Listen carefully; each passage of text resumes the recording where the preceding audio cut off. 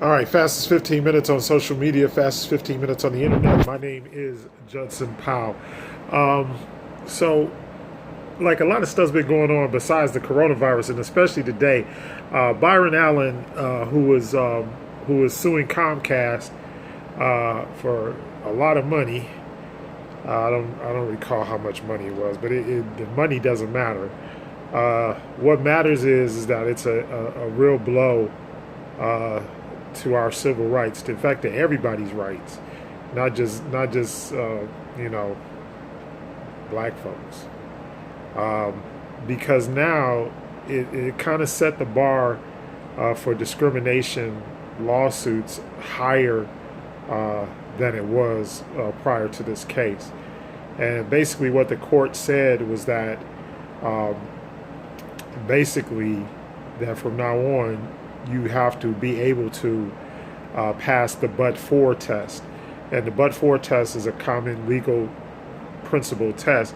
And basically, in a discrimination suit, pretty much now, you have to say, but for if I wasn't black, then this would have happened. Now, why is that problematic? Well, first of all, it's problematic because of the fact that that's what most discrimination is based on. It's based on but for I had this, or but for this was the situation, but for this, and it's a very difficult standard to meet. That's why there are not a lot of discrimination lawsuits. Plus, the other thing is, when it comes to damages for these type of lawsuits, there is no contingency. There is no, treble damages and all of those type of things. They really, they don't exist. So because, in other words, the punitive portion is not worth it to lawyers to take these type of lawsuits. Why? Because unless you have a lot of money like Byron Allen, you can't bring that lawsuit. 9 times out of 10, if somebody says, well, you can't get such and such and such. Now, don't get me wrong.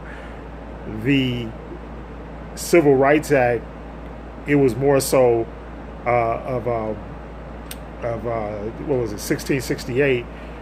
The whole thing is based on business. And it was more so based on business, not on personal, discrimination, but more so on business discrimination, meaning that that they had to be fair when it came to giving out business contracts, that type of thing. And so this is a big blow because, it could mean that in other words, if you got enough money, let me break this down a different way. If you've got enough money, all right, then you can turn somebody down and they have no ability to be able to fight you in the Supreme Court, or in any court at this point, because when you go there, all they have to do in order to rebut your case is to give any other reason besides your skin color or besides your ethnicity or whatever. All they have to do is give one, just one, and then your case is pretty much done. And come on, any good lawyer, these corporations got floor, like most of those buildings where corporations are, most of them are lawyers. They just got a whole bunch of corporate lawyers sitting up there figuring out how to do you in. And so the little guy, or a guy that's trying to, break into a business, and so because the gist of his suit is that, so Comcast owns all of these platforms, right? Well, if you don't allow black folks on your platforms, then that's discrimination. But the Supreme Court is basically saying, well, no, it's not. Because they could say that they don't allow you on their platforms for another reason. Maybe, they don't like your programming. They don't have, you don't have the right, X, Y, Z, whatever they come up with. And so it's a very sad day, for black business, but on the other hand, going to what the Honorable Elijah Muhammad said, and I'm not a Muslim and I'm not talking about religion. Okay, this is not religious. This is saying that, and the same thing that Malcolm X followed his lead on, was the fact that we have to start our own and maintain our own businesses. There are other ways to deliver programming now besides Comcast, although Comcast now, here's the other thing. We need, and see, now this is where we need to boycott. And everybody always say, yeah, always marching, yeah, we always boycott, we always. Well, this is the thing. Nobody should have Comcast. No, anybody that's, we should just, clamp down on them. Don't watch any of their programming. But see, we don't do that. It's just like the same thing with the NFL. The NFL is discriminatory. We know it. They're discriminatory. But we still watch Fox. We still watch all the shows on Fox. And they keep on. They always get a person to put out front. And they put a show on Fox that all the black folks like. And they show the football. They show the baseball. They show all that. And so we're lining their pockets so that they can discriminate against us. So these are the type of things that need to be handled through boycott, because you take away all the money and then start our own format, start our own platforms, and that's the problem. See, we don't have the platforms, we don't have the distribute. See, even when I used to be in the music business, and we used to always talk about that, because we never had distribution. We never had the ability to distribute the music. We could make the music, we can attract the crowd, we could do all of that, but when it came down to who had the delivery platforms, it was always, the other man, not the brother man. And the only in the history of the music business, the only man that really had that was Berry Gordy. Nobody else really had that. I mean, we had people that owned their own publishing and owned their own music, and at that level, like Ray Charles and James Brown and people like that, they were able to own their own masters and all that. And eventually, before Prince died, he ended up owning his own masters and all of that. But and they eventually went to his estate. But I'm like, at this point, the only way, it's like you have to come up with another method, and we have to come up with another form of delivery. We can't just keep relying on saying, okay, just like all of those groups. Just think about all the groups in the 90s. Most of them groups are broke or poor. They're famous. I think when they say probably the only person that got any money is Sir Mix-a-Lot, because he kept his publisher right. I like Big. What was that him? Anyway, so I like Big. Yeah, okay, that was him. But you see what I'm saying? He owns his publishing. He owns certain other portions of his music. But most artists don't. And the same thing is true with even like with Tyler Perry having his own studio. It's great to have a studio, but if you don't have a platform, just like if BET decides to kick Tyler Perry out tomorrow, he's got no way to deliver his content except through selling it directly, either on like on DVDs or tapes or something like that, which is obsolete now because of streaming. So until somebody streams the stuff live, and then that's where I believe, like I'll say that in another video, but I just don't understand what the holdup is with the fact that we should be able to deliver our own content. And one of the only countries that actually does deliver their own content is Nigeria. Nollywood is it's big time there. In fact, it's probably just as big. And another reason why Trump doesn't want Nigerians in our country, because they got a lot of money. They got a lot of oil. They got entertainment. They got everything. All right. So think about it. The reason why he don't want them over here is because he doesn't want them to get involved in our business and our industry, because they're just as good at it as we are.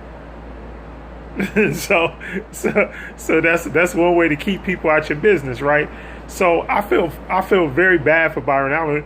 And the other thing is, right now, I think that and I wish maybe one day he might hear this. I don't know, But he needs to more so focus on starting his own company who delivers content. Because now, like owning like he's buying up television stations and stuff like that. But I even told a good friend of mine, I was like, I support him and I hope everything goes well for him. But right now, that's not the way that business is going. The entertainment business is going to streaming and going to everything is virtual. Nothing, brick and mortar television and radio stations, and I was on radio and television for years. And I love radio and television, but guess what? Everything is online now. Nobody, and even the stations that are on TV, like the news stations and stuff like that people used to watch incessantly, 20, 30, 40 years ago, people don't watch that like that anymore. And everybody has their own content delivery system in their smartphone. And you can listen to and watch whatever you want. There's little, there's 12-year-old kids on YouTube.